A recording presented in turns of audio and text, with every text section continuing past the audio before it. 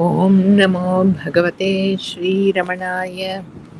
ॐ नमो भगवते श्रीरमणाय। ॐ नमो भगवते श्रीरमणाय। திருச்சிற்றம்பலம். ஓம் நம சிவாய. தென்னாடுடைய சிவனே போற்றி, எந்நாட்டவர்க்கும் இறைவா போற்றி. கைலாயத்து ஒரு சித்தர் பொதியில் சேர்வார், காவிரி சூழ் சாத்தனூர் கருது மூலன் பயிலா நோயுடன் வீய துயர் நீடும் பசுக்களைக் கண்டு அவன் உடல் பாய்ந்து போத அயலாக பண்டை உடல் அருளால் மேவி ஆவடு தன் துறை ஆண்டுக்கு ஒரு பாவாக குயிலாரும் அரசடியில் இருந்து கூறி போதிலாவட கையிலை குறுகினாரே. திருச்சிற்றம்பலம். நம்ம முதல் தந்திரத்துல ராஜதோஷம் அப்படிங்கிற தலைப்புல கொஞ்சம் பாடல்கள் பார்த்துட்டு இருந்தோம். அதாவது இவர் திருமந்திரத்திலேயே திருமூலர் பெருமான் வந்து என்ன ஒரு பிக்சர் ப்ரொஜெக்ட் பண்ணுவார் அப்படின்னு சொன்னா, ஆக்சுவலி இருக்கிறது ஒரு பொருள் தான். அந்த பொருள் தான் வந்து இந்த ஜீவ பாவத்தோட நான் அந்த ஆளு அப்படின்னு வர்றது. அப்புறம் அந்த ஆளு இருக்கக்கூடிய ஒரு சன்னிவேஷம், அத நம்ம ரிபுகீதையிலயும் வரும், இதுலயும் வரும். ஜீவன் ஜகத்து ஈசன், பசுபதி பாசம் சொல்றோம் இல்லையா. பாசம்ங்கிறது ஜகத்தோட இது ஜகம்னு சொல்லிக்கலாம். அதாவது இந்த ஜீவனுக்கு வந்து நான் அந்த ஒரு லிமிட்டட் பீங்கிற ஒரு சென்ஸ் வர்றது, அதோட சுத்து வட்டாரங்கிறது அதோட மனசு தான். உலகமே வந்து அந்த இண்டிவிஜுவல் சென்ஸோட ப்ரொஜெக்ஷன் தான். ஒரு ஆள் பார்க்குற லோகம் வந்து அந்த ஆளோட மனசு தான். ஆனால் அது ரொம்ப சூக்ஷ்மமாக பார்த்தா தான் தெரியும். அதெல்லாம் இல்லை, டீட்டெயில்டாக வரும். அந்த பத்தின்னு சொல்கிறோமே, ஈசன்னு சொல்கிறோமே, அந்த பொருளை அடையிறதுங்கிறது தான் அந்த ஜீவனோட லட்சியம் அப்படிங்கிற மாதிரி. அந்த ஜீவன் வந்து அது இப்போ இந்த ஜீவபாவம் எதனால ஏற்பட்டது? விபரீதமா அந்த நான் அந்த ஆளுங்கிறத அசம்ஷன் எதுக்கு வந்தது? அப்ப அந்த ரூட்டை ரீட்ரேஸ் பண்ணணும். சிங்கக்குட்டியோட கதை பார்ப்போம் இல்லையா. அந்த சிங்கக்குட்டி வந்து ஆடுன்னு ஏன் நினைச்சிருந்தது? ஆடு கூட்டத்துல பிறந்தது, ஆடுகளோடய வளர்ந்தது. ஆடு டீச்சர், ஆடு அம்மா, ஆடு ஃப்ரெண்ட்ஸு எல்லாரும் சொல்றதுதான் ஏத்தின்றது. அதனால தான் சிம்மம்ங்கிறதே தெரியாம போயிடுத்தணும். அப்ப அந்த ஜீவன் வந்து நான் அந்த ஆளுங்கிறது வந்து எதனால அதுக்கு ஏற்பட்டதோ அது எல்லாத்தையும் ரீட்ரேஸ் பண்ணணும். அதுக்கு உண்டான வழிகள் தான் வந்து அதோட எனர்ஜிஸ் எல்லாம் டிசிப்ளின் பண்றது. அதே இது இந்த ஜீவ லெவல்ல, ஆளுங்கிற லெவல்ல. இந்த ஜெகத்துன்னு சொல்றோமே, அதோட மைண்டோட ப்ரொஜெக்ஷன். சாதாரணமா ஒரு ஆள்கிட்ட வந்து நீ இப்படி இருக்கணும் அப்படி இருக்கணும்னு சொன்னா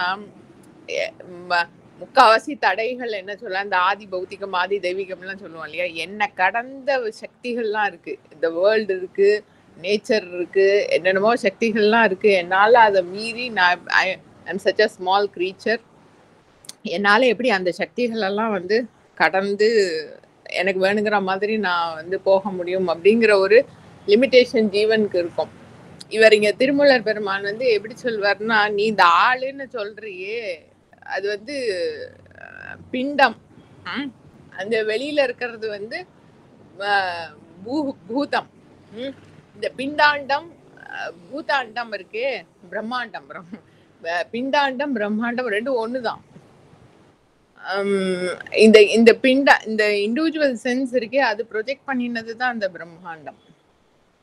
அதனால நம்ம வெளியில இருக்கிற ஃபோர்ஸஸ் எல்லாம் நம்ம எப்படி ஹேண்டில் பண்ணுவோம் அப்படின்னா, நம்மள ஹேண்டில் பண்ணணும். நம்மள அது சரி பண்ணிட்டோம்னு சொன்னா வழியிலையும் அது வந்து அந்த என்ன தப்பா இருக்கோ அது கரெக்ட் ஆயிடும்.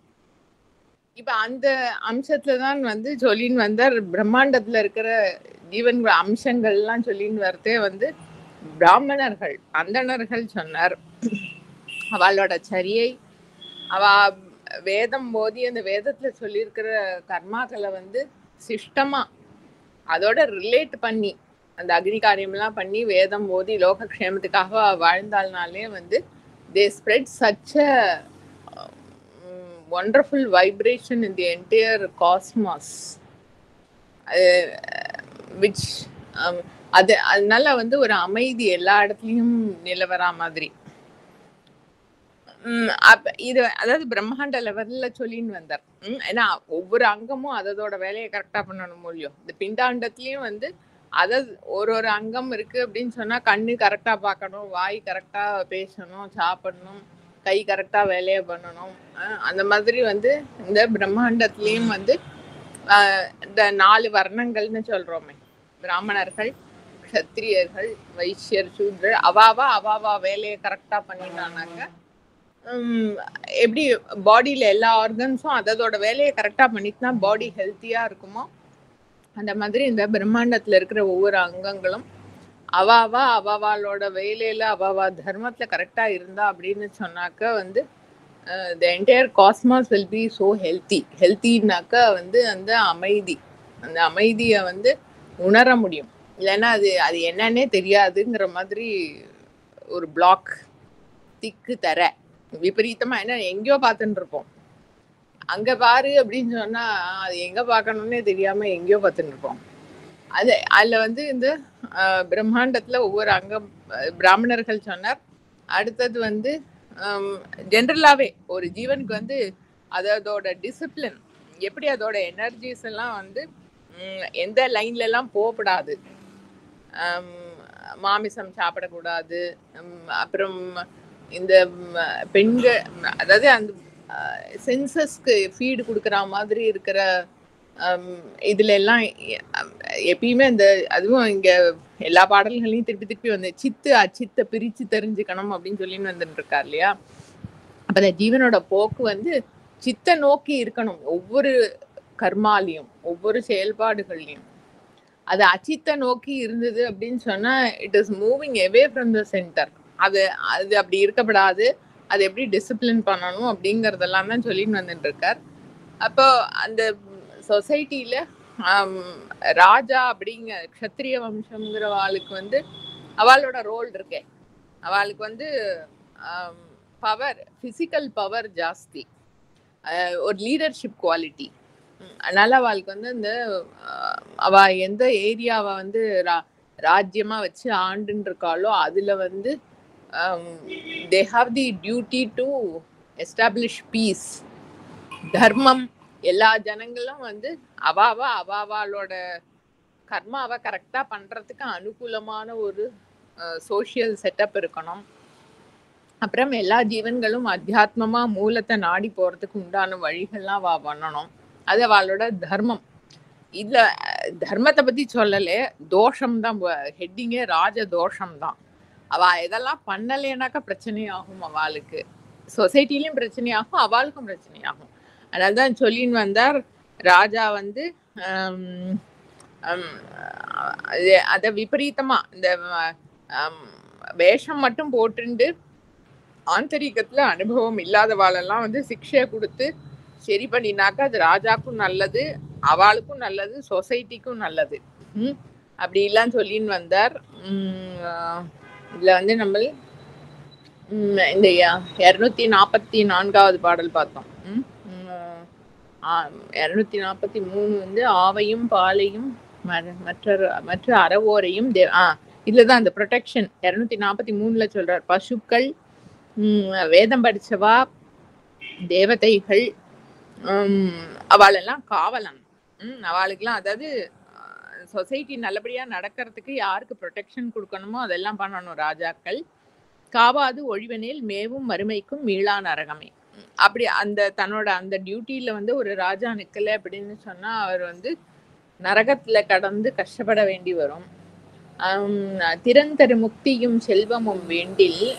அதனால ஒரு ராஜாங்கிற ரோல்ல இருக்கிறவருக்கு வந்து இங்க பூமியில வாழற காலத்திலயும் நல்லா சமிருத்தமா சௌக்கியமா வாழணும்.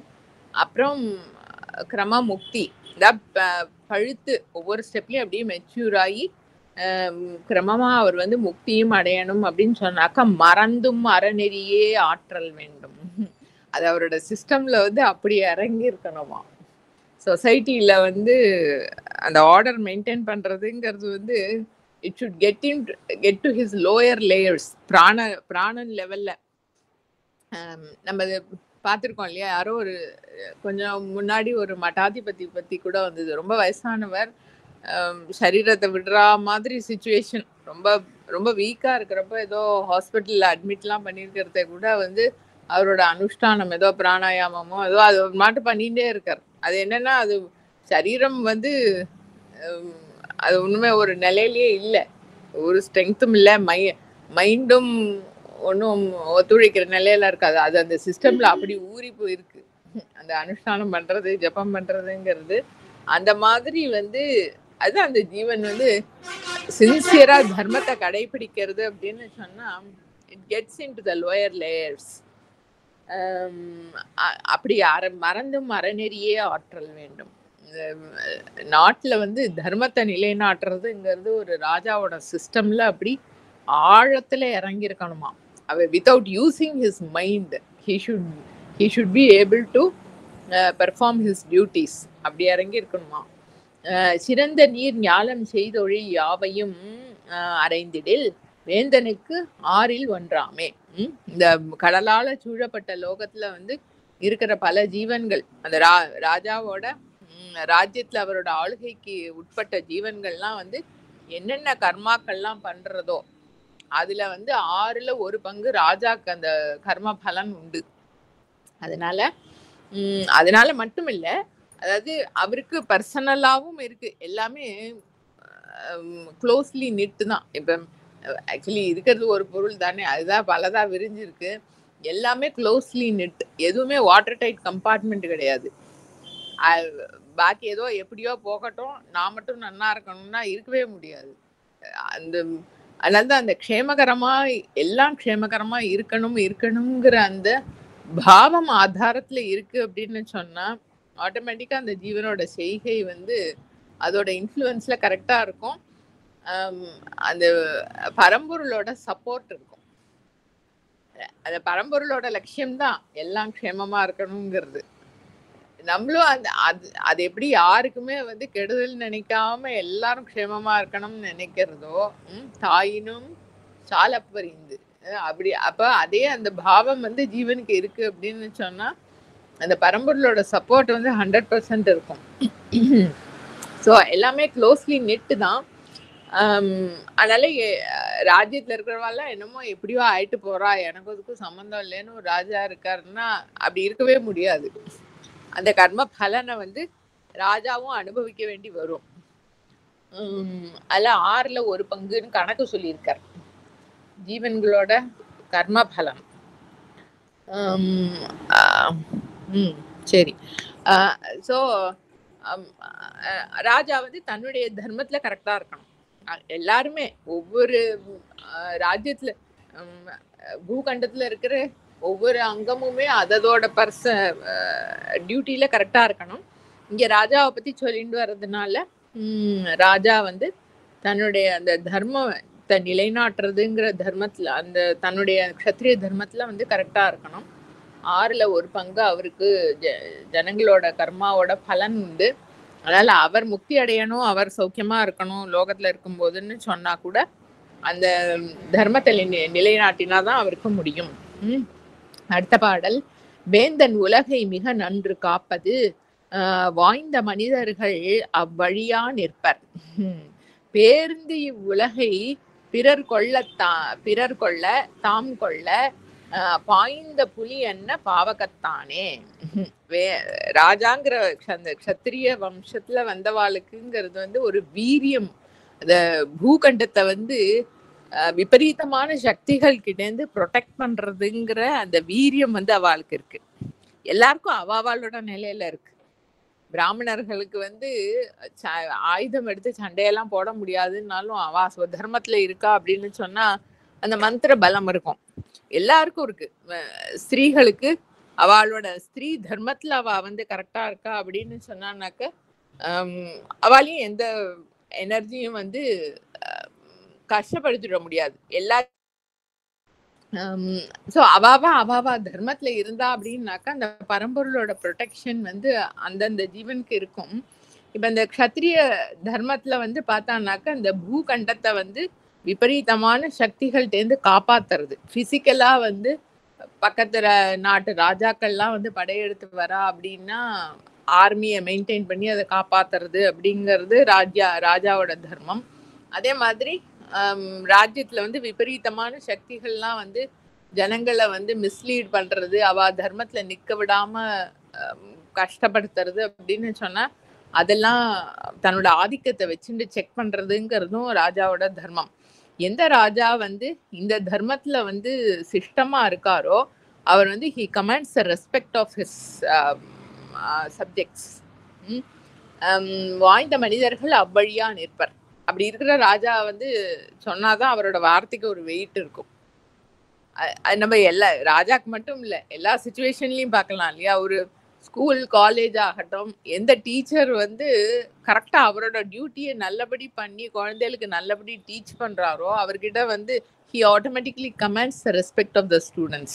அவர் சொன்னாதான் குழந்தைகள் கேட்கும். அவரே சும்மா தன்னோட தர்மத்துல கரெக்டா இல்லாம கிளாஸ் எல்லாம் சரியா எடுக்காம ஏதோ ஓட்டின்னு இருக்கார் அப்படின்னு சொன்னா அவர் சொல்றதெல்லாம் பசங்க வந்து அதுக்கு ஒன்றும் மதிப்பு இருக்காது ஒரு வார்த்தைக்கு. வீட்லயும் அப்படிதான். அப்பா அம்மா வந்து குழந்தைகள்கிட்ட வந்து நீ இப்படி இருன்னு சொல்றா அப்படின்னா அவ அதை கடைபிடிச்சு அவ அந்த நிலையில நிக்கிறா அப்படின்னு சொன்னா அவ வார்த்தைக்கு ஒரு வெயிட் இருக்கும். they will command the respect of their children. அதே மாதிரிதான் ராஜாவும் அந்த க்ஷத்ரிய தர்மத்துல எல்லாம் அந்த பிசிக்கலா ராஜ்யத்தை காப்பாத்துறது அப்படிங்கிறதும் உள்ள ராஜ்யத்துல அந்த சக்திகள் எல்லாம் வந்து ஒரு செக்ல வச்சு ஜனங்கள் எல்லாம் ஒருநிலைப்படுத்துறார். எல்லாம் அந்த ப்ரொடெக்ஷன், எல்லா விதத்துலயும் அந்த ப்ரொடெக்ஷன்ங்கிற அந்த தர்மத்துல வந்து யாரு சுத்தமா நிற்கிறாரோ அந்த ராஜாக்கு தான் வந்து he commands the respect of his subjects. அவர் சொல்றதுதான் வந்து மக்கள் கேட்பா. சாதாரணமா ஒரு வச்சனம் சொல்லுவாளோ இல்லையோ வழக்கத்துல, ராஜா எவ்வழி பிரஜைகள் அவ்வழி, யதா ராஜா ததா பிரஜா சொல்லுவா இல்லையா. மக்கள் அவ்வழி, ராஜா எவ்வழியோ மக்கள் அவ்வழின்னு. அது வந்து என்னன்னா they look upon him as a leader. அவர் வந்து தன்னோட தர்மத்துல கரெக்டா இருந்து ஜனங்களுக்கு முன்னால ஒரு லிவிங் எக்ஸாம்பிளா நல்லபடியா வாழ்ந்து காமிக்கிறார் அப்படின்னு சொன்னா நம்ம ராஜா பாரு எப்படி இருக்காருன்னு, நம்மளும் அந்த மாதிரி நம்ம தர்மத்துல நிக்கணும் அப்படிங்கிற மாதிரி அந்த நாட்டில் இருக்கிற ஜனங்களுக்கு வந்து ஒரு நல்ல ஒரு தூண்டுகோல்.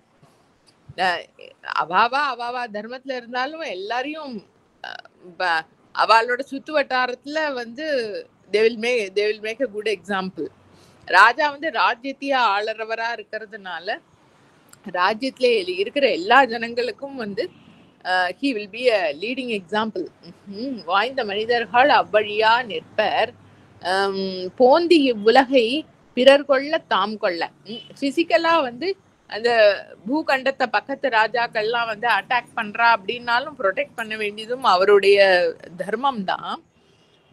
அதுக்கு அவருக்கு வந்து அது ஒரு தைரியம் வேணும். சண்டை போடுறது, அதாவது சண்டைன்னு போனானாக்க யார் ஜெயிப்பா தோப்பா, யாரு உசுரோட இருப்பா செத்து போவா ஒன்றும் தெரியாது. 100% ரிஸ்கி. ஆனா அந்த க்ஷத்ரியர்களுக்கு தான் அந்த பாவம் இருக்கும். ஏன்னா அந்த தர்ம சண்டை போட்டு செத்து போனாலும் பரவாயில்ல, தர்மத்தை வந்து ரக்ஷா பண்ணணும் அப்படிங்கிற பாவத்துல சண்டைக்கு போகிற அந்த பாவம். அப்படி இருந்து பூகண்டத்தை வந்து காப்பாற்றணும். ஆனா தன்னோட ஸ்ட்ரெங்த்தை காமிக்கிறதுக்காக சண்டையை இழுத்தெல்லாம் விடப்படாது. இந்த அஸ்திரங்கள்லாம் வந்து அது அப்புறம் இப்போ எல்லாம் லேட்டர் கால இதுல எல்லாம் போயிடுது. இந்த ராமாயணத்துல மகாபாரதத்துல எல்லாம் வந்து ஒரு குரு வந்து ஆயுதங்கள்லாம் க்ஷத்ரியாளுக்கு வந்து யூஸ் பண்றதுக்கு அஸ்திரங்கள்லாம் சொல்லித்தரா, ஸ்பெஷல் பவர்ஸ் எல்லாம் கொடுக்குறாருன்னா அதுக்கு யோக்கியத்தை இருக்கிறவாளுக்கு தான் கொடுப்பா. யார் அதை மிஸ்யூஸ் பண்ண மாட்டாளோ, அதாவது எனக்கு இதெல்லாம் தெரியும் அப்படின்னு சும்மா ஒரு டிஸ்பிளே பண்றதோ இல்ல எனக்கு இந்த ஸ்ட்ரென்த் எல்லாம் இருக்குங்கிறதுனால அடுத்த வாழை சும்மா சப்ரஸ் பண்றதோ வேணும்னு, அந்த மாதிரிலாம் ஒரு லோயர் டெண்டன்சி இருக்கிறவாளுக்கு அந்த அஸ்திரங்கள் எல்லாம் கொடுத்தாருனாக்க விபரீதமா யூஸ் பண்ணுவா. அது எல்லா சக்திகளுக்குமே பொருந்தும், எல்லா நாலேஜுக்குமே பொருந்தும். ஒரு ஏதோ ஒரு கர்மா எப்படி பண்ணணும்னு சொல்லித்தரா அப்படின்னு சொன்னா அது கரெக்டா அது எதுக்கு யூஸ் பண்ணணுமோ அதுக்கு யூஸ் பண்ற யோக்கியத்தை இருக்கிறவாளுக்கு சொல்லி கொடுத்தாதான் அது கரெக்டா பிரயோஜனப்படும். இல்லைன்னா மிஸ்யூஸ் பண்ணுவா. அதனால இந்த ராஜாக்கு வந்து பூகண்டத்தை வந்து ப்ரொடெக்ட் பண்றதுக்கு ஒரு பிசிக்கல் ஸ்ட்ரென்த், ஒரு தைரியம், இந்த இதெல்லாம் பண்றது எல்லாம் வேணும். ஆனா அது வந்து சும்மா தன்னோட சக்தியை வந்து வெளியில காட்டிக்கிறதுக்காக 4 பேரை வந்து ஜஸ்ட் டு சைக் பீப்புள் வந்து யூஸ் பண்ணக்கூடாது. அவளுக்கு அந்த அந்த பேஸும் இருக்கணும். அதுக்காக சும்மா சண்டையெல்லாம் இழுத்து விடக்கூடாது. ஒரு சண்டைன்னு வந்தது அப்படின்னு சொன்னா 2 பக்கமும் சேதம் இருக்கும். ஜனங்களுக்கெல்லாம், பொதுமக்களுக்கெல்லாம் வந்து பெரிய கஷ்டம். ராஜ்யத்துல வந்து சாப்பாடு, போக்குவரத்து எல்லாமே வந்து பாதிக்கப்படுறது இல்லையா? அதனால சும்மா சண்டையை இழுத்து விடக்கூடாது. இவருக்கு ஸ்ட்ரென்த் இருக்கு அப்படின்னாலும் மேக்சிமம் வந்து சண்டை இல்லாம சமாதானமா வந்து ஒரு சிச்சுவேஷனை ஹேண்டில் பண்ண முடியும் அப்படின்னாக்க தன்னோட சாமர்த்தியத்தை வச்சு அந்த மாதிரி பண்ணிவிடணும். அப்படியும் பண்ண முடியாத ஒரு சிச்சுவேஷன், யாரோ படையெடுத்து வரா அப்படின்னு சொன்னா பின்வாங்காம தைரியத்தோட சண்டை போடணும். யார் ஜெயிப்பா தோப்பாங்கிறதெல்லாம் பாயிண்ட் இல்லை. நம்ம நாட்டு, அதனாலதான் என்ன மதர்லேண்டு சொல்றோம் இல்லையா, தாய் நாடை வந்து காப்பாத்துறதுக்கு வந்து உயிரை பணையம் வச்சாலும் பரவாயில்ல, நம்ம தர்மத்துல நிக்கணும் அப்படிங்கிற பாவத்தோட வந்து சண்டைக்கு போகணும். போந்தி உலகை பிறர் கொள்ள தாம் கொள்ள பாய்ந்த புலி என்ன பாவகத்தானே, அந்த ஒரு ஃபோக்கஸ் இருக்கணுமா. புலி வந்து தன்னோட இரைய பிடிக்க போறது அப்படின்னு சொன்னா அது எல்லாத்துக்குமே முன்னாடி தேவாரத்துல வரும் இல்லையா, அந்த நாரை வந்து திருவாசகத்துல வரும், இறை தேர் கொக்கொத்து அப்படின்னு. அந்த தன்னோட இது பிரேய வந்து கொக்கோ ஏதோ நாரையோ புலியோ அது தன்னோட பிரேய வந்து நாடி இருக்கு அப்படின்னு சொன்னா it will be so very focused. அது எங்க வருது, இப்ப அதோட மூமெண்ட் என்ன இருக்கு, அந்த மான் எங்க போறதுன்னு அந்த புலி எப்படி பார்த்துட்டு இருக்கோம், அது எப்ப அட்டாக் பண்ணா அதை வந்து கரெக்டா பிடிக்க முடியும் அப்படிங்கிற மாதிரி. அந்த மாதிரி ஒன் பாயிண்டட் ஃபோக்கஸோட இருக்கணும். தைரியத்தோட சண்டை போடணும், நாட்டை காப்பாற்றணும். ஆனா இந்த கெப்பாசிட்டிஸ்லாம் இருக்குங்கிறதுனால சும்மா இழுத்து விடக்கூடாது சண்டையெல்லாம். அப்படி ஜனங்களுக்கு ஹிதம் ஏற்படும்படியா வந்து ராஜ்யத்தை நடத்தணும். அது ராஜாவோட தர்மம். அப்படி இல்லைன்னாக்கா அது அவரோட தோஷம். அடுத்த பாடல். கால் கொண்டு கட்டி கனல் கொண்டு மேல் ஏற்றி பால் கொண்டு சோமன் முகம் பற்றி உண்ணாதோர் மால் கொண்டு தேரலை உண்ணும் மருளரை மேல் கொண்டு தண்டம் செய் வேந்தன் கடனே. ராஜ்யத்தை காப்பாத்துறத பத்தி சொன்னார். அடுத்தது வந்து இந்த பிசிக்கலா நாட்டை காப்பாத்துறது எல்லாமே வந்து எதுக்கு அப்படின்னு சொன்னா அந்த லட்சியமா இருக்கிற மூலப்பொருளை எல்லாரும் அடையணும். ராஜாவா இருக்கிறதுனால அவருக்கு நாட்டுல இருக்கிற எல்லாருக்கும் அந்த மூலத்தை அடையறதுக்கு உண்டான வழிய வந்து அவர் ப்ரொவைட் பண்ணி தரணும். அது வந்து ஹி ஷுட் பி அந்த அவருக்கே இருக்கணும் ஃபர்ஸ்ட். அந்த மார்க்கம் என்னங்கிறது அவருக்கு தெரியணும். அத ஆச்சரிக்கிறவா எந்த நிலையில இருக்கா, அவ வந்து உண்மையானவர்களா போலியானவர்களா அதெல்லாமும் அவருக்கு ஜட்ஜ் பண்ண தெரியணும். அப்படி அதை ஜட்ஜ் பண்ணி கால்ங்கிறது வந்து ஆக்சுவலா குவார்டருங்கிற அர்த்தமும் இருக்கு, காற்றுங்கிற அர்த்தமும் இருக்கு. அனல் கால், அது பஞ்சபூதங்கள்ல சொல்றது. கால்ங்கிறது வந்து இங்க காற்றுங்கிற அர்த்தம். கால் கொண்டு கட்டி கனல் கொண்டு மேல் ஏற்றி, அதாவது இந்த யோக சாதனை பண்றவா. ராஜ்யத்துல வந்து இந்த பிராணாயாமம்ங்கிறது நம்ம மூச்சு பயிற்சின்னு வச்சிருக்கோம். ஆக்சுவலா அந்த பிராணனை வந்து பர்ஃபெக்டா டிசிப்ளின் பண்றது, இந்த சரீரத்தை இயக்கக்கூடிய இந்த பிராண சக்தியை வந்து அதுக்கு என்ன இன்புட் கொடுக்கணுமோ அந்த இன்புட்டா எப்ப வேணுமோ அப்ப அந்த அளவுக்கு கொடுக்கணும். எப்ப எந்த இன்புட் கொடுக்க கூடாதோ அப்ப அதை கொடுக்க கூடாது. அப்படி அந்த பிராணனை வந்து மேனேஜ் பண்ணினாக்க பிராணனை வச்சு கட்டி, கால் கொண்டு கட்டி கனல் கொண்டு மேலேற்றி. கனல்ங்கிறது வந்து அக்னி. அது வந்து நம்மளுக்கு இந்த யோக சாஸ்திரத்துல 6 சக்கரங்கள் சொல்றாலும், மூலாதாரத்துல இருந்து ஆக்ஞா, அப்புறம் மேல சஹஸ்ரம், இந்த 6 சக்கரங்கள்லயும் இந்த எனர்ஜி ஏறுறதே அது வந்து மூலக்கனல். விநாயகர் அகவல்லையும் வந்து ஔவையார் வந்து அந்த வார்த்தை தான் யூஸ் பண்ணுவா, மூலக்கனல். இந்த ஜீவன், இந்த ஜீவபாவம் வந்து இயங்கறதுக்கு உண்டான ஆதார பிராணசக்தி. அது ஒரு அக்னியா தான் படுத்தப்படுறது. அது ஒவ்வொரு லெவல்லையும் வந்து மேலே ஏறி மூலாதாரம், சுவாதிஷ்டானம், மணிபூரகம்னு அப்படி மேலே அது வந்து மேலன்னா என்ன, அது பக்குவப்பட்டு மெச்சூர் ஆகி அந்த பிராணன்ல இருக்கிற அழுக்கெல்லாம் ஒவ்வொரு லெவல்ல அழுக்கு நீங்கித்துன்னா அது அடுத்த லெவல்ல அது உணரப்படும் அந்த எனர்ஜி. அதுக்கு இந்த பிராணனை ஜெயம் பண்ணி பிராணனை டிசிப்ளின் பண்ணி இந்த ஆதாரமா இருக்கிற அந்த உயிர் சக்தி கனல் ஆதார அந்த அக்னியை வந்து மேலேற்றி நம்ம இங்க அதாவது இந்த ஹியூமன் சரீரத்தை வந்து வெர்டிக்கலா பிக்சரைஸ் பண்ணி அது மேலே ஏறுறதுன்னு சொல்றோம் கீழே அந்த மூலாதாரத்துலேருந்து. ஆக்சுவலா அந்த ஜீவன் வந்து பழுக்கிறது தான். அதோட அந்த கிராஸ் அம்சமெல்லாம் ஒவ்வொரு லெவல்லையும் நீங்கிறது இல்லையா, அதுதான் மேலேற்றிங்கிறது. கனல் கொண்டு மேலேற்றி பால் கொண்டு சோமன் முகம் பற்றி. அது சகசிராரத்துக்கு போய் ஹிட் ஆச்சு அந்த எனர்ஜி அப்படின்னு சொன்னா சௌந்தரிய லஹரியில கூட வரும், சுத்தாதாரா சாரைகி.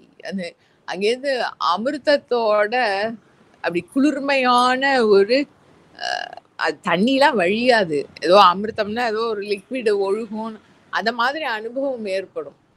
நம்ம இந்த டென்ஷன் ஸ்ட்ரெஸ் அதெல்லாம் யாருக்கு வர்றதோ அவளுக்கு அப்படியே மண்டை கொதிச்சு போற மாதிரி சூடு பாடியில ஏறுற மாதிரி ஒரு சென்சேஷன் வருது இல்லையா. இது வந்து அவ்வளோ ஒரு அமைதி, அது அப்படியே தலையிலேருந்து ஒரு அமிர்த தாரை அப்படியே கொட்டுற மாதிரி. சிஞ்சந்தி, அது சௌந்தரிய லஹரியில அந்த வார்த்தை போடுவார், அது அப்படியே வந்து நினைக்கிறதான் அந்த ஜீவனை மேலேந்து ஒழுகிற அந்த அமிர்த தாரைகள் வந்து அந்த ஜீவன் அப்படியே கம்ப்ளீட்டா நனைஞ்சது குளிர்ந்து அமைதியா அப்படியே இருக்கிற தன்மை. பால் கொண்டு சோமன் முகம் பற்றி உண்ணாதோர். ஆக்சுவலா ராஜாவோட தர்மம் என்னன்னா, ராஜ்யத்துல இருக்கிற ஜனங்கள்லாம் வந்து தன்னோட தர்மத்துல வந்து கர்மாக்களை பண்ணி அதனால மெச்சூர் ஆகி இந்த யோக மார்க்கத்துல அந்த மூலத்தை வந்து உணரக்கூடிய தகுதியை சம்பாதிச்சுண்டு இந்த டிசிப்ளின் எனர்ஜியை டிசிப்ளின் பண்ணினதுனால தனக்குள்ளேயே இருக்கிற அந்த ஆதார சக்தியை வந்து நல்லா மேலே ஏற்றி பக்குவப்படுத்தி அந்த அமிர்த அனுபவமா இருக்கிற சந்திரனோட தாரைகள் மாதிரி குளிர்மையா இருக்கக்கூடிய அந்த அனுபவத்தை வந்து எல்லா ஜனங்களும் அடையணும். அதை அடையறதுக்கு உண்டான வழிகள்லாம் ராஜா வந்து பண்ணணும். அப்படி பண்ணாதவர்கள், அப்படி ராஜ்யத்துல பண்ணாத சில பேர் இருக்கா அப்படின்னு சொன்னா, பால் கொண்டு சோமன் முகம் பற்றி உண்ணாதோர் மால் கொண்டு தேரலை உண்ணும் மருளர். அது இப்படி பண்ணாம இருக்காங்கிறது வேற ஒண்ணு. ஆனா வந்து எல்லாருக்கும் அமைதி வேண்டிருக்கே. வாஸ்தவமா அந்த அமைதி ஆனந்தம்ங்கிறது தான் எல்லா ஜீவனோட லட்சியமும். அதுக்கு ப்ராப்பர் மார்க்கம் இதுதான். ஆனா ப்ராப்பர் மார்க்கத்தை வந்து பின்பற்றதுக்கு பல பேருக்கு பொறுமை இல்லை, யோக்கியத்தை இல்லைன்னு சொல்லக்கூடாது, பொறுமை இல்லை. அது எந்த லெவல்ல எப்படி இருக்கணுமோ, எவ்வளோ நாள் ஏதோ பண்ணணுமோ, அதுக்கு எல்லாருக்கும் சட்டுன்னு கடைசி விட்டா இந்த பகவத்கீதையில தான் ரொம்ப பர்ஃபெக்ட் வார்த்தை போடுவார், காய கிளேச பயாத்து தியஜேத்து. சரீரம் கஷ்டப்படுமே அப்படின்னு விட்டு எது செய்யணுமோ அதை செய்யாம இருக்கிறது. அப்படி இருக்கிறவா வந்து என்ன, ஆனா அவளுக்கும் நிம்மதி தான் வேணும். அப்ப அவ என்ன பண்றாலாம், தேரலை உண்ணும் மருளர். இந்த அமிர்த அனுபவத்துக்கு அந்த அமிர்த அது ஆக்சுவலி ஈக்குவலன்ட்னு சொல்லப்படாது. இந்த அமிர்த அனுபவம் ஒரு டியூப்ளிகேட்.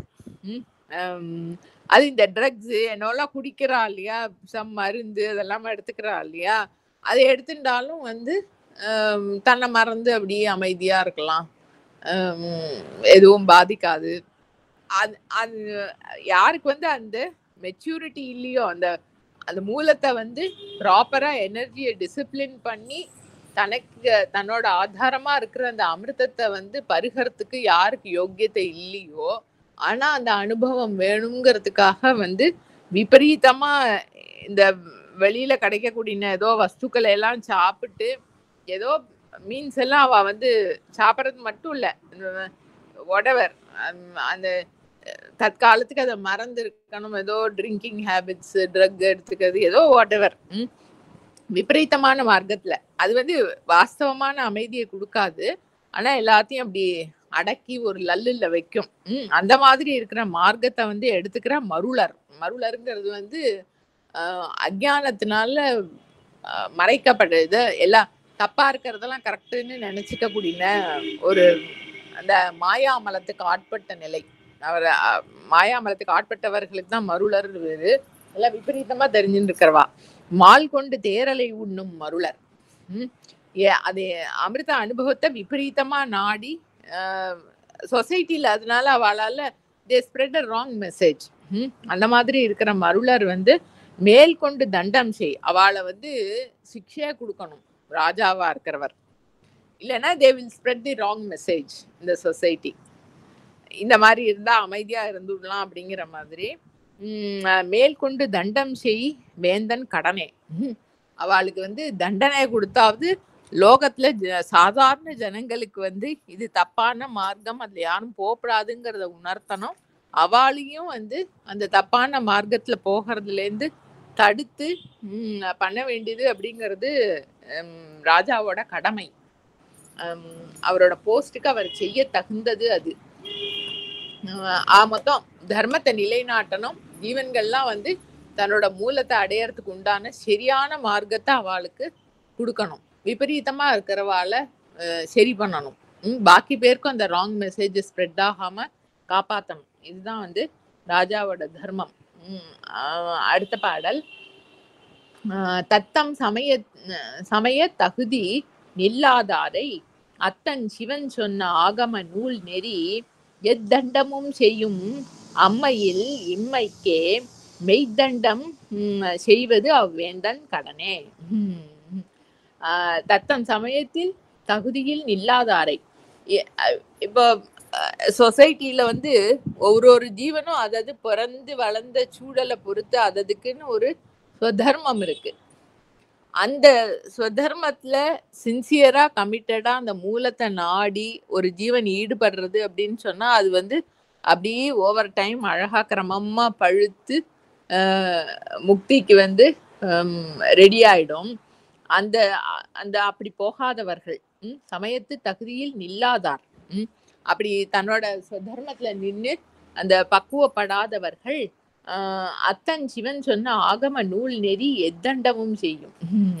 அப்படி விபரீதமா இருக்கக்கூடிய இந்த ஜீவன்களை வந்து 2 பேரும் சிக்ஷையா கொடுக்குறா. நம்ம சொல்லுவோம் இல்லையோ, தெய்வம் நின்று கொள்ளும், அரசன் அன்று கொள்வான் அப்படின்னு. ஈசனும் அந்த ஜீவன்களை வந்து, ஜீவன்களான்னு இல்லை, என்டையர் பிரகிருதியுமே வந்து என்னென்ன எல்லாம் வந்து விபரீதமா இருக்கோ அதெல்லாம் சரி பண்ணிட்டு தான் இருக்கு நேச்சர். ஆனா அது வந்து உடனே தெரியாது. நம்ம எப்பயும் பார்ப்போம் இல்லையா, பகவானோட சிருஷ்டியில வந்து எல்லாமே வந்து அனலாக், ஸ்லோவா தான் நடக்கு. அது எப்பயுமே நடந்துட்டே இருக்கு. ரதர் நம்மளுக்கு அது வந்து ரியலைஸ் பண்ணது அதான் இந்த டைம் ஜோன் டிஃப்ரென்ஸுங்கிறது. நமக்கு எல்லாம் வந்து ஸ்விட்சை போட்டா உடனே லைட் வரணும், ஸ்விட்ச் ஆஃப் பண்ணா உடனே லைட்டு போயிடணுங்கிற மாதிரி நம்மளோட பொறுமை வந்து ரொம்ப ஷார்ட் லிவ்டா இருக்கு அப்படின்னு சொன்னா நம்மளுக்கு வந்து நின்று ஒரு விஷயம் நடக்கிறத பூர்ணமா பார்க்க முடியாது, பார்க்கறதுக்கு பொறுமை இருக்காது. ஆனா ஈசனுக்கு அந்த பிரச்சனையே இல்லையே, அவர் தான் காலத்தை கடந்தவராச்சே. அதனால அவர் எந்த எந்த யுகத்துக்கு என்ன நடக்கணுமோ அதுக்கு முன்னாடி யுகத்துல இருந்துலாம் எல்லாம் தொடர்ந்து நடந்துட்டு இருக்கும். இந்த கிருஷ்ணாவதாரத்துல வந்து இந்த முச்சுக்குந்தன் வந்து காளையவனை வதம் பண்ற ஒரு இன்சிடென்ட் வருது இல்லையா. வதம் பண்றாருன்னா அவர் ஒன்றும் வதம் பண்ணணும்னு பண்ணல, அவர் தூங்கின்னு இருக்காரு, அவரை வந்து எழுப்பி அவரோட திருஷ்டி பட்டு காளையவனன் எரிஞ்சு போயிடுறான். இந்த முச்சுக்குந்தன் பிறந்தது வந்து திரேதாயுகத்துல, ராமரோட இக்ஷ்வாக்கு வம்சத்துல. அந்த திரேதாயுகத்துல இருந்து he is kept there until the end of the Dwapara யுகம். இந்த ஒரு பர்டிகுலர் இன்சிடென்ட், காளையவனன்கிற ஒரு வீரனை வந்து அவனை வேற யாரும் மதம் பண்ண முடியாது. அத மாதிரி அந்த சிருஷ்டியில வந்து சிவன் வகுத்த ஆகம நெறின்னு இதுல கொடுத்துருக்கு.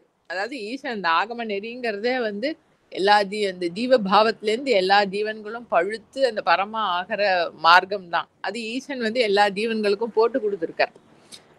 தன்னோடே அம்சமா ஒளி வடிவமா இருக்கிற ஆவிர்வாவமா வேதங்கள், அப்புறம் தன்னை அடையறதுக்கு உண்டான மார்க்கங்கள்லாம் சரியை கிரியை அந்த லெவல்ல எல்லாம் வந்து போட்டு கொடுத்துருக்கிறது தான் ஆகமம். அந்த ஆகமம் வழிபடி, அதாவது இதுதான்ப்பா வழி அப்படின்னு சொல்லவும் சொல்லியிருக்காரு. அதை படிச்சு புரிஞ்சுட்டு நம்ம அப்படி இருக்கணும்னு இருந்துட்டா பரவாயில்ல. அது படிக்கிறதும் இல்லை, தெரிஞ்சுக்கிறதும் இல்லை, மனசு இந்திரியங்கள்லாம் இழுப்புக்கு போயின்னு இருக்கு அப்படின்னு சொன்னா அந்த ஈசனுடைய எல்லாத்தையும் ஒரு ரெகுலேட் பண்ணக்கூடிய சக்தி வந்து மெதுவா பண்ணிட்டே இருக்கும். அந்த ரெகுலேஷன் நம்மளுக்கு உடனே தெரியாது, ஒரு நாள்ல தெரியாது, ஒரு வருஷத்துல தெரியாது, அது தெரியும். அப்படி ஓவர் டைம் வந்து அந்த ஈசனும் அதே தான் பண்ணிட்டு இருக்கார். ராஜா வந்து நாட்டளவுல அதே தான் பண்ணிட்டு இருக்கார். ஆனா ராஜாவோட வேலை வந்து ரொம்ப ஃபாஸ்டா இருக்கும். அரசன் அன்று கொள்வான். ஃபாஸ்டானா என்ன, திருடனை பிடிச்சாச்சா உடனே வந்து கோர்ட்டு கன்வீன் பண்ணி அவனோட குற்றம் வந்து என்ன அப்படின்னு விசாரிச்சு அது ப்ரூவ் ஆச்சுன்னா உடனே தண்டனை, அடுத்த நாளே தண்டனை. அந்த மாதிரி அதே தான் பகவானும் பண்றார். சிவன் சொன்ன ஆகம நூல் நெறி எத்தண்டமும் செய்யும். ஈசனும் வந்து அப்படியே மெதுவா ஜீவன்களை பக்குவப்படுத்திட்டு தான் இருக்கார். எங்க தண்டனை கொடுக்கணுமோ அங்க தண்டனை கொடுக்கிறார். எங்க யாருக்கு வந்து அன்பா சொன்னா புரியுமோ அங்க அன்பா சொல்றாரு. அறக்கருணை மரக்கருணை மூலமா வந்து ஈசனும் அதே தான் பண்ணிட்டு இருக்கார். அம்மையில இம்மைக்கு மெய்தண்டம் செய்வது அவ்வேந்தன் கடனே. அதனால்தான் ராஜாவை வந்து ஈசனோட அம்சமா பாக்குறது. நரபத்தி என்ன சொல்லுவா அது சம்ஸ்கிருதத்துல ஒரு, அதாவது பூலோகத்துல இருக்கக்கூடிய ஈசன் அப்படிங்கிற மாதிரி அந்த வார்த்தை இப்ப வரதில்லை, இதுல மண்டே போட்டு பூசுரர்னு சொல்றோம் இல்லையா, பூலோகத்துல இருக்கிற தேவதைகள்னு பிராமணால சொல்ற மாதிரி ஈசனுக்கு வந்து ராஜாக்கு வந்து ஈசனோட ஒரு அம்சம் அதான் வந்து ராஜாவை சொல்லப்படுறது. ஏன்னா 2 பேரும் ஒரே தொழில தான் பண்ணிட்டு இருக்கா. ஜீவன்களை வந்து பழுக்க வச்சு அந்த மூலத்தை வந்து அடையணும், அதுகளுக்கு வழிகாட்டணும், தண்டனை கொடுக்கணும்னா கொடுக்கணும். அது அம்மையில பண்றது ஈசன், இம்மையில பண்றது ராஜா. மெய்தண்டம் செய்வது அவ்வேந்தன் கடனே. தண்டனை கொடுத்தாவது அந்த ஜீவன்களை வந்து நிலைநிறுத்துறதுங்கிறது ராஜாவோட தர்மம். இதோட முடிஞ்சுடுத்து ராஜதோஷம் அப்படிங்கிற அந்த பகுதி வந்து முடியறது. அதுக்கு அடுத்தது வந்து வானச்சிறப்பு. வானச்சிறப்பு வந்து அதான் அந்த மழைங்கிறது நம்ம முன்னாடியே பார்த்தோம்னு நினைக்கிறேன். இந்த லோகத்துல வந்து தர்மங்கள்லாம் நல்லபடியா நடக்கிறதுக்கு முக்கியமான ஒரு ரீசன் என்னன்னா மழை. நம்ம மார்கழி மாசம் நோம்புல எல்லாம் வந்து ஆண்டாள் மாணிக்க வாச்சிக்க பெருமான் எல்லாம் மழை பெய்யறதுக்குன்னு பிரார்த்தனை இருக்கும். லோகம் வந்து எந்த ஒரு சரியா இருந்தாலும் வழிபாடா இருந்தாலும் மழை வந்து பெய்யணும், லோகமெல்லாம் க்ஷேமமா இருக்கணும், ஜீவன்கள்லாம் கஷ்டப்படாம வாழணுங்கிறது வந்து எல்லாருக்கும் காமன் பிரார்த்தனை, வேண்டுகோள். அதுதான் லட்சியமே. அப்ப இந்த வானச்சிறப்பு அப்படிங்கிறது வந்து லோகம் சுபிக்ஷமா இருக்கிறதுக்கு, பிசிக்கலா கிரீன் வெஜிடேஷன் எல்லாம் நல்லபடியா இருக்கணும், ஆந்தரிகமும் வந்து அமைதியா இருக்கணும். அதுக்கு வந்து அதுக்கு எல்லாருமே தான், சொசைட்டில இருக்கிற எல்லா அங்கங்களுமே வந்து அதுக்கு தன்னோட நிலையில கரெக்டா இருக்கணும். அப்படி விபரீதமா யாரோ இருக்கா அப்படின்னு சொன்னா அது வந்து சரியா நடக்காது. இந்த மழை பெய்யறதுங்கிறது வந்து சரியா நடக்காது. அதனுடைய முக்கியத்துவத்தை சொல்லக்கூடிய பாடல்கள் இது. அமுதூரு மாமழை நீர் அதனாலே அமுதூர், ஏதோ மிஸ் பண்றேன்னு தோணுது. இல்ல இல்ல கரெக்டா தான் படிச்சேன். இதான் இல்லையா 248. கரெக்ட். அமுதூறு மாமழை நீரு அதனாலே அமுதூறும் பன்மரம் பார்மிசை தோற்றும் கமுகூறு தெங்கு கரும்பொடு வாழை அமுதூறும் காஞ்சிரை ஆங்கது வாகுமே.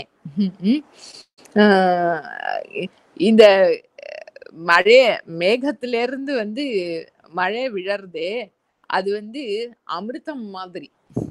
அந்த ஜலம் வந்து அமிர்த ரசம் கொண்டது.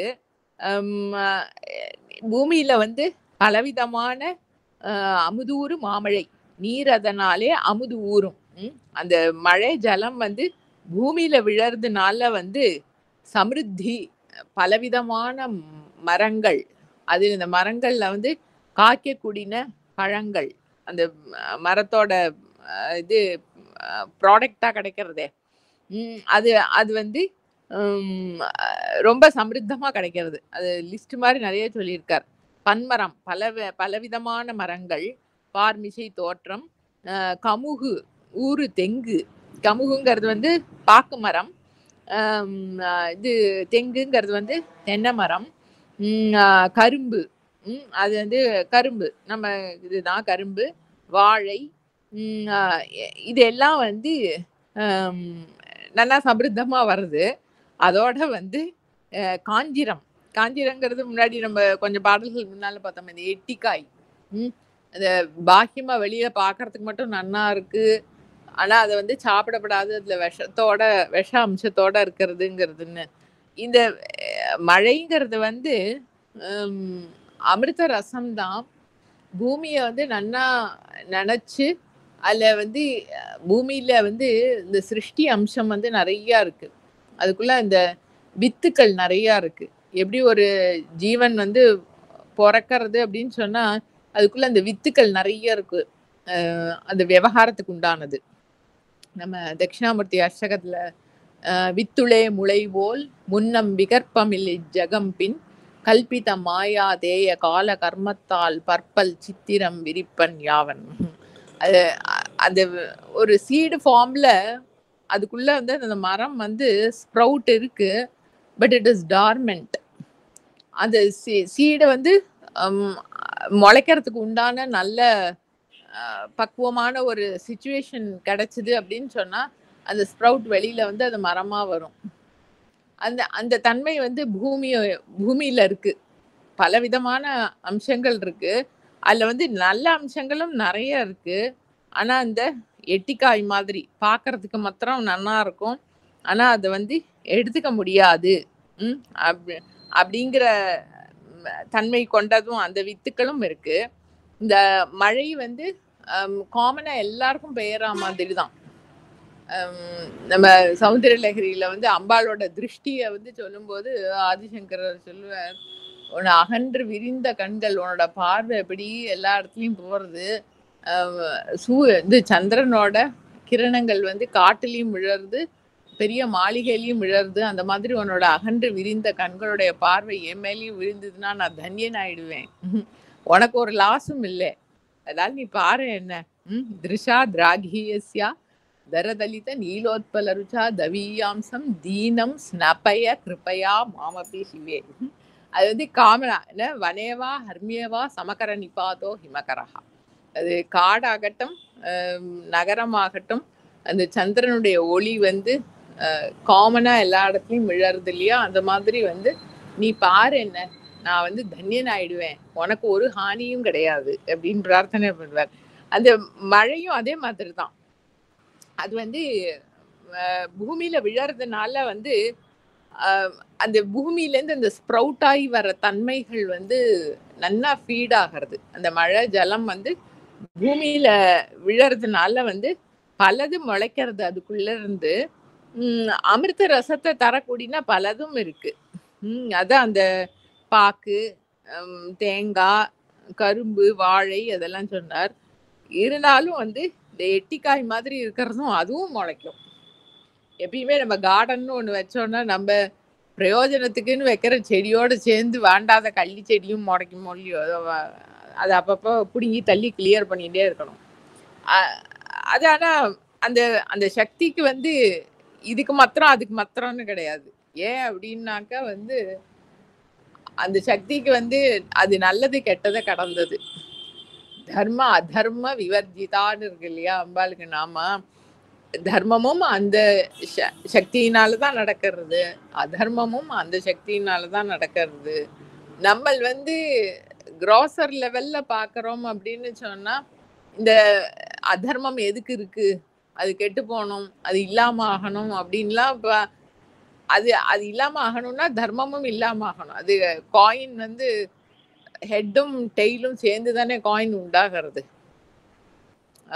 அப்ப டெய்ல் ஆஃப் த காயின் நன்னா இல்லை, அதை இல்லாம பண்ணணும் அப்படின்னு சொன்னாக்க ஹெட் ஆஃப் தி காயினும் இல்லாம ஆயிடுது. ஹெட் ஆஃப் த காயினை பிடிச்சு வச்சுக்கணும், டெய்ல் ஆஃப் த காயினை மட்டும் இல்லாம பண்ணணும்னா பண்ண முடியாது. அது ரெண்டுத்தையும் கடந்து இருக்கக்கூடிய அந்த சக்தியை பார்த்தா தான் வந்து அந்த துவந்தத்துலேருந்து ரிலீஸ் ஆக முடியும். அந்த அந்த சக்தி வந்து ஆக்சுவலா அதுல டிஃப்ரென்சஸ் கிடையாது. ஆனா அதுலேருந்து பலது உண்டாற மாதிரி காணறப்போ வந்து இப்படி இருக்கிறது அப்படி இருக்கிறது ரெண்டுமே அதுல இருந்து உண்டாகும். இத வந்து இத கிராஸ் பண்ணிக்கிறது தான் பாயிண்ட். நான் வந்து இந்த பக்கத்திலேயே நிக்கிறேன் என்னோட சாமர்த்தியத்துல, அது யாரோட சாமர்த்தியத்திலையும் யாரும் நிக்க முடியாது. யாரும் பிளான் பண்ணி இனிய பொருட்களா மட்டும்லாம் இருக்க முடியாது.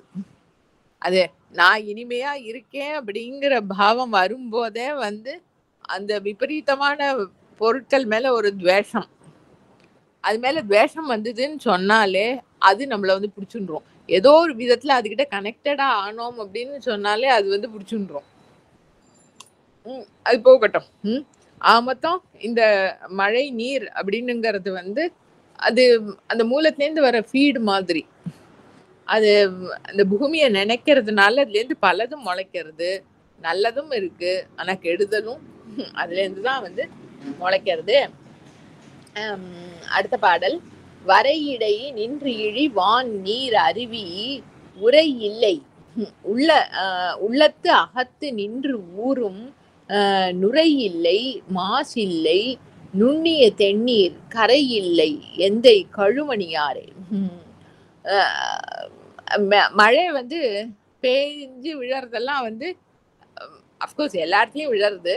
அதில் முக்கியமாக நம்மளுக்கு வந்து கலெக்ட் ஆகி வருதுங்கிறது வந்து மலை மேலே விழுந்து அப்படியே அந்த ஃப்ளோ வந்து கலெக்ட் ஆகி வருது இல்லையா. வரையிடை நின்று இழிவான் நீர் அருவி.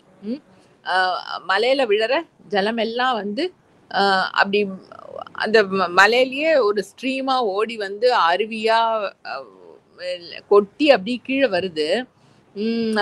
உரை இல்லை உள்ளத்து அகத்து நின்று ஊறும். இதே மாதிரிதான் வந்து ஆந்தரிகத்துல எல்லா ஜீவனுக்கும் ஆதாரமா இருக்கிற அந்த சென்டர்லேருந்து வந்து அன்பு, எல்லா ஜீவனுக்கும் ஆதாரமா இருக்கிற அந்த சென்டர் பாயிண்ட் வந்து அந்த பரம்பொருள் தான். அது அன்பே வடிவமானது, அதுதான் அன்பே சிவம் சொல்றோம். அதனால அந்த அன்புங்கிறது அந்த சிவத்துடைய தன்மை தான் வந்து இந்த ஜீவ பாவத்துல அதோட மனசு அதோட செயல்பாடுகள் வழியா வந்து அந்த அன்பு தான் வந்து பெருகி வர்றது. அதுல வந்து குற்றமே கிடையாதாம். இந்த தண்ணி ஓடி வர்றதுல வந்து நொரை அழுக்கு அப்படியெல்லாம் அதெல்லாம் அந்த தண்ணியோட தோஷங்களா சொல்லப்படுறது இல்லையா. அது எதுவுமே கிடையாது. ஆந்தரிகத்திலேருந்து வர அந்த பியூர் ஃப்ளோ, அந்த ஸ்ரோதஸ் இருக்கே, அதுல வந்து நுரை இல்லை மாசி இல்லை நுண்ணிய தென்னீர். அது அது ரொம்ப சூக்ஷ்மமானது, ரொம்ப கிளியரா இருக்கு.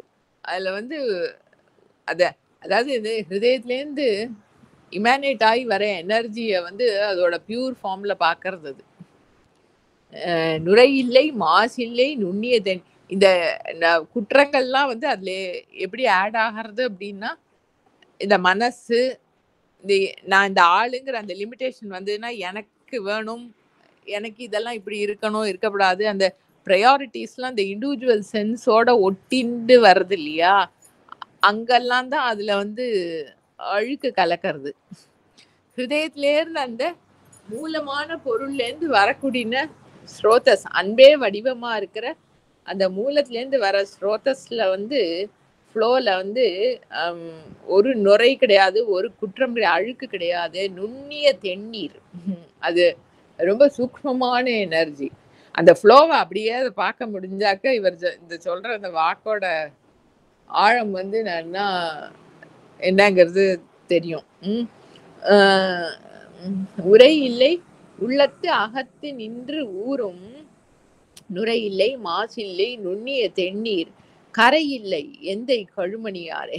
அதுக்கு வந்து கரையே கிடையாதாம், அதாவது boundary, it is limited to this அப்படிங்கிற மாதிரி. அதுக்கு வந்து லிமிட்டேஷனே கிடையாது. அது ஈசன் அண்ணாமலையான்ட்ட வந்து ஈசனை வந்து கருணை கடல்னு சொல்றாளே பகவானே அப்படின்னு யாரோ வந்து கேட்பா. அதுக்கு அவர் சொல்றார், கரைக்கு வந்து கடலுக்கு வந்து கரை இருக்கு, போய் சமுத்திரத்துக்கு வந்து முடிஞ்சு போயிடுறது அது ஒரு இடத்துல. அது எவ்வளோ வாஸ்டா இருந்தாலும் சரி, கப்பல்ல போறோம், போட்ல போறோம், எதுலயோ போறோம் அப்படின்னு சொன்னா கரை சேர்ந்துடலாம். அது அந்த சமுத்திரம் முடிஞ்சு போய் லேண்ட் ரீஜன் தொடங்குற இடத்துல வந்து you get to the banks. அதனால வந்து ஈசனை வந்து கருணை கடல்னு சொல்றது வந்து அவரோட கருணைக்கு வந்து வேற எதுவும் உபமானம் வந்து நம்மளால சொல்ல முடியாததுனால, வாக்குனால. நம்ம எப்பயுமே பார்ப்போம் இல்லையா, இந்த அந்த பரம்பொருளுடைய தன்மைகளை வந்து ஆக்சுவலா வார்த்தைகளால எக்ஸ்பிரஸ் பண்ண முடியாது. அது வாக்குல எக்ஸ்பிரஸ் பண்ணணும் அப்படின்னு அதான் நம்ம லிமிட்டடா இருக்கோம் அப்படிங்கிற பாவத்துல அந்த லிமிட்டட் பாவத்தோட அதை புரிஞ்சுக்கணும் அப்படின்னு சொன்னா நம்மளோட லிமிட்டேஷனோட டெர்மினாலஜியில தான் அதை சொல்ல வேண்டியதா இருக்கு. அது ஒன்றும் பண்ண முடியாது, அது that's a problem of expression. அதனால கரை இல்லை. அது அந்த ஏன்னா அந்த ஹிருதயத்துல இருக்கிற பொருளுக்கு வந்து லிமிட்டேஷனே கிடையாது. It is all encompassing. It is that all encompassing perfection, independent of which not a single atom can exist. It is existence itself. அதுல குற்றமே கிடையாது. அப்படி இருந்தாதான், பிகாஸ் இட் இஸ் ஆல் என்கம்பாசிங், அதுல வந்து மிஸ்டேக்ஸோ ப்ராப்ளம்ஸோ குற்றங்கள்னு எதுவுமே இருக்க முடியாது, நல்லதும் இருக்காது. Because it is all encompassing, it is just one thing, one mass. ரிபுகீதையில் அடிக்கடி ஒவ்வொரு பாடலையும் வந்துட்டே இருக்கும், it is one mass of consciousness, undivided one mass of consciousness, independent of which not a single atom can exist. அப்படி இருக்கிற perfection எந்தை கழுமணியாரே. கழுமணி அப்படிங்கிறது வந்து குற்றமற்ற ஒரு மணி. இந்த இந்த இந்த தியானம், இந்த தர்சனம் இருக்கே, அதுதான் வந்து ஹிருதயத்துல இருக்கிற அந்த ஈசனுக்கு வந்து அபிஷேகமா சொல்லப்படுறது. இந்த ரிபுகீதையிலையும் 3வது அத்தியாயத்துல வந்து பரசிவ பூஜைன்னு சொல்லுவார் இல்லையா. இந்த ஹிருதயத்திலேருந்து வர அந்த ஃப்ளோ இருக்கே, அன்பினுடைய ஃப்ளோ, நுரை இல்லாம குற்றம் இல்லாம அழுக்கு இல்லாம மாசு இல்லாம இருக்கக்கூடிய அந்த அன்பினுடைய ஃப்ளோ எனர்ஜி ஹிருதயத்திலேருந்து வருது இல்லையா. அந்த ஜீவன் வந்து அதை அப்படியே தன்னுடைய செயல்பாடுகள்ல கொண்டு வந்தது அப்படின்னு சொன்னா, இயக்கத்துல கொண்டு வந்ததுன்னு சொன்னா, அதுதான் ஈசனுக்கு செய்யற உண்மையான அபிஷேகம், பூஜை. அது ஒரு அனுபவம். அது எப்படி சொல்றது, அவ்வளவுதான். அதுக்கு வந்து கரை இல்லை நுண்ணிய தென்னீர் கரை இல்லை எந்தை கழுமணியாரே. அது வந்து ஈசனுக்கு நல்ல அபிஷேகம் பண்றதுக்கு உண்டான நல்ல ஒரு ஃப்ளோ, வாட்டர். அதான் அந்த பாவத்துல இயங்கிறது. ஓகே, அதுதான் அந்த மழையை பத்தி இருக்கக்கூடிய 2 பாடல்கள். வானச்சிறப்பு. பிசிக்கலா வந்து இந்த லோகத்துல, அதாவது ஜகத்துல வந்து பெய்யக்கூடிய மழை, அதை பத்தி ஒரு பாடல். அது வந்து எப்படி இந்த சிருஷ்டிக்கு பலது உற்பத்தி ஆகிறதுக்கு வந்து நல்லதும் இருக்கு, கெட்டதும் உற்பத்தி ஆகிறதுக்கு காரணமா இருக்கிறது இந்த ஜெகத்துல இருக்கிற மழை, இந்த ஜலத்தோட வீரியம் ஹிருதயத்திலேருந்து ஒரு ஜீவனுக்கு உண்டாகக்கூடிய அந்த அன்புங்கிற ஃப்ளோ, ஹிருதயத்துல இருக்கிற அந்த சிவத்தோட ஒரு ஃப்ளோ, அன்மயமா இருக்கிற சிவத்தோட ஃப்ளோ, அதுல வந்து ஒரு குற்றமும் இல்லாத அந்த பாவத்துல வந்து இயங்குறது அந்த ஜீவன் அப்படின்னாக்கா அது வந்து ஈசனுக்கு பண்ற அபிஷேகமாகிறது. ஈசனுக்கு அபிஷேகம் பண்றதுக்கு நல்ல ஒசந்த தீர்த்தமாகிறது. அதுதான் அது 2 பாடல்ல முடிச்சுட்டார் இந்த ஜலத்தோட தன்மையை பத்தி சொன்னது. அடுத்தது வந்து தான சிறப்பு. இது தானம்ங்கிறது நம்ம பகவத்கீதையில தான் பகவான் அது வந்து ஒவ்வொரு பாவத்தோட இருக்கிறவாளோட சேர்த்து சொல்லுவார். சத்வகுணத்தோட இருக்கிறவாளோட தானம், ரஜோகுணத்தோட இருக்கிறவாளோட தானம், தாமசிக விருத்தியோட இருக்கிறவாளோட தானம். ஆக்சுவலி தானம்ங்கிறது வந்து கொடுக்கறது தான், லிட்ரலா கொடுக்கறது தான். இந்த கொடுக்கறதுங்கிறது வந்து பகவத்கீதையிலேயே எப்படி சொல்றாருன்னா, நம்மள்ட்ட நமக்கு தேவையானதுக்கு அதிகமா இருக்கு, அது யாருக்கோ பிரயோஜனப்படும் அப்படின்னா அவளுக்கு பிரயோஜனப்படணுங்கிறதுக்காக கொடுக்கறது. எப்படியும் நம்மளுக்கு எக்ஸஸா இருக்கோ இல்லையோ, அது அப்புறம் அது இன்னும் சூக்ஷ்மமான லெவல்ல அது இருக்கட்டும். ஃபர்ஸ்ட் எக்ஸஸா இருக்கிறதுன்னே வச்சுப்போம். எக்ஸஸா இருக்கு நம்மளுக்கு அது, அப்ப யாருக்கோ பிரயோஜனப்படுறவா இருக்கா அப்படின்னா அவளுக்கு பிரயோஜனம், அந்த வஸ்து வந்து வேஸ்டாவோ மிஸ்யூஸ் ஆகப்படாது, அதுக்கு கரெக்ட் யூஸ் ஆகணும் அப்படிங்கிறதுக்காக கொடுக்கறது. இல்ல நான் கொடுக்குறேன் அவன் வாங்கிக்கிறான் அப்படிங்கிற கான்செப்டே வராது இல்லையா? அந்த எந்த ரிசோர்ஸுமே it should be put to optimal use. அது என்னோடது அவனோடதுங்கிற அந்த பாவம் இல்லாம அந்த ரிசோர்ஸ் வந்து கரெக்டா யூஸ் பண்ணணும் அப்படிங்கிற பாவத்தை கொடுக்கறது வந்து சாத்வீகமான தானம். இதே வந்து நான் கொடுக்குறேன், இன்னொருத்தருக்கு கொடுக்குறேன், இதை கொடுத்தாக்க அவங்கிட்ட வேலை வாங்கிக்கலாம், இல்ல அவன் எனக்கு ஒரு நாள் முன்னாடி ஏதோ பண்ணியிருக்கான் அதுக்கு நான் ரிட்டர்ன் ஏதாவது பண்ண வேண்டாமா அப்படிங்கிற பாவத்துல கொடுக்கறது. அது ராஜசிக விருத்தியோட இருக்கக்கூடிய ஒரு தானம். தாமசிக விருத்தி வந்து இந்த என்னது, இந்த லஞ்சமெல்லாம் கொடுக்குறாளே, அதாவது தன்னோட வேலையை நடத்திக்கிறதுக்காக சொசைட்டிக்கு, என்விரான் கெட்டு போனாலும் பரவாயில்ல, அந்த ஆளு கெட்டு போனாலும் பரவாயில்ல, என்ன அதர்மம் நடந்தாலும் பரவாயில்ல, அது அந்த ஜீவனுக்கு வந்து அதோட வியூ பாயிண்ட் வந்து இட் இஸ் ஹைலி கிளவுடட். இந்த மாதிரி செய்கையினால தனக்கும் நல்லது ஏற்படாது அப்படிங்கிறத புரிஞ்சுக்கிற மெச்சூரிட்டி இல்லாததுனால அந்த மாதிரி தானத்துல ஈடுபடுறது. அது வந்து இந்த தாமசிக விருத்தியோட செய்யப்படுற தானம். பாடல் படிச்சோம்னா நம்ம ஃபுல்லா பார்த்து முடிக்க முடியாது. நம்ம மொத்தம் அந்த கொடுக்கறதுங்கிறது அந்த சிறப்பா எப்படி அதை கொடுக்கறது, எந்த காலத்துல யாருக்கு எப்படி கொடுத்தாக்க அந்த கொடுக்கறதுங்கிறது வந்து கரெக்டா பிரயோஜனப்படும் அப்படிங்கிறத பத்தி சொல்லக்கூடிய பாடல்கள் இது, அந்த தான சிறப்பு. நம்மள தொடர்ந்து பார்ப்போம். திருச்சிற்றம்பலம். ஓம் நம சிவாய. தென்னாடுடைய சிவனே போற்றி, எந்நாட்டவர்க்கும் இறைவா போற்றி. அண்ணாமலை.